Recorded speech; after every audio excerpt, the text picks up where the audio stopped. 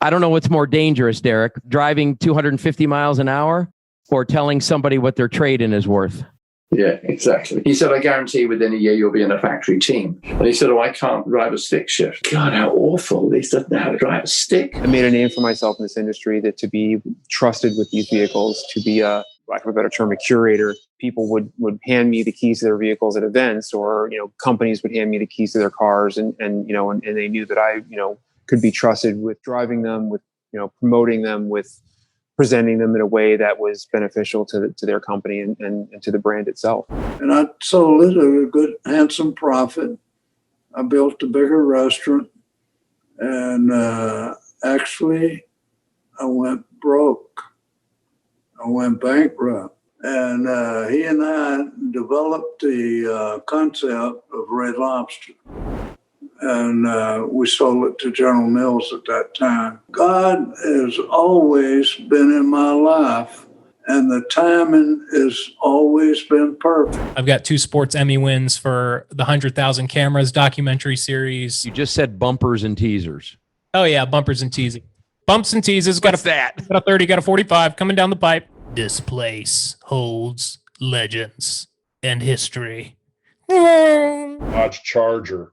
That was a really nice restored 440 Charger that when he left and he jumped on it, got a little sideways, he overcorrected and nosed it into the ditch and it bent it. I'm assuming that I get some kind of discount when I walk in the door. Oh, absolutely. Senior discount. He has a new Arnage pull up to the valet stand, and Johnny Cochran's standing there, and a Bentley Turbo R pulls up for Johnny, and the guy who's my customer says, "You're Johnny Cochran. You're driving an old body style." He calls me. He goes, "I'm standing here with Johnny Cochran. Billy, I was selling used Cadillacs to when he was doing home shows, selling the pots and pans and knives and salsa spinner before he got big on TV." He said, bottom line is we need to sell 300 more Humvees, and I've been allowed to sell 100 at a time to 3 people. Do you want to buy 100 Humvees?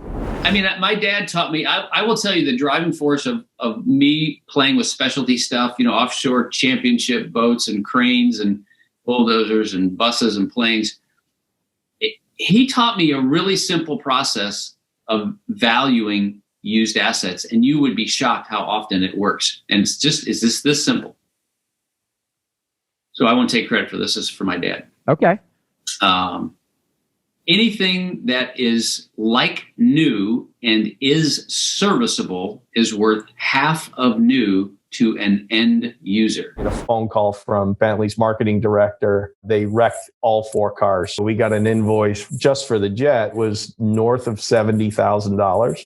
The manufacturer's like, well, no. I didn't let my son start driving to school alone until he was almost 14. Don't tell anyone you drove to school. And I hit him right here, a cup of coffee on Jay Leno. I guess I can say it because it's been a while, so I'm not telling any state secrets here. So, Jeff, you're hearing this for the first time on your podcast.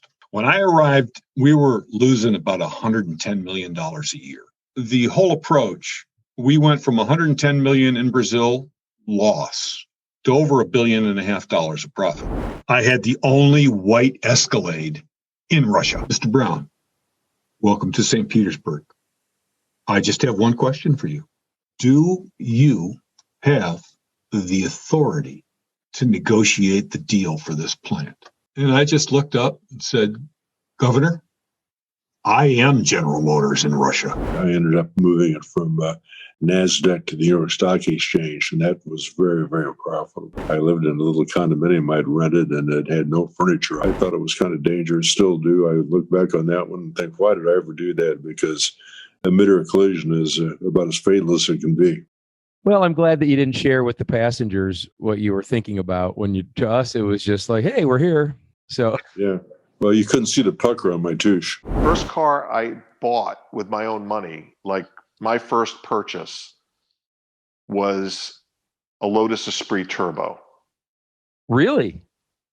Yes. You want to ask me what my second car was? The fastest vehicle I've ever driven is not the vehicle I've driven the fastest. I actually go with Jeff Stearns. We're going to go see Grant Cardone. A salesman, we're bored. Here comes another rah-rah, blah, blah, blah. In the front row, we have to sit. and there's a little fold card piece of paper, and they say put your first and last name on it. And I just wrote it down, and this is upside down. So. Right. So I got to sit next to Jeff. He's in the front row. I write my name. I look over to him, and he writes, and I'm not kidding. I remember one time somebody traded in a Rolls-Royce Corniche convertible with a little damage around the headlight, drove into her garage door or something. And I remember they had to get the guy out of retirement that made the headlamp bezel. I think cars are the shit. I think it's the greatest industry to work in. This year, during COVID, and since the January of last year, I've traveled 6.5 times around the earth and love every minute of it. This has been Jeff Stearns, Connected Through Cars.